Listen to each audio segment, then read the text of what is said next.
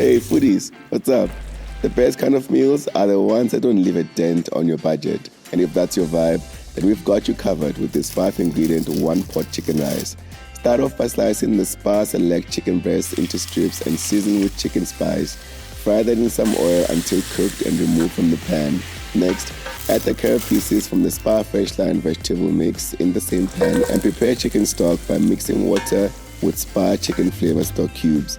Then add uncooked rice and the prepared chicken stock into the pan with the carrots. Leave it to simmer for about 15 minutes to soften the carrots and cook the rice.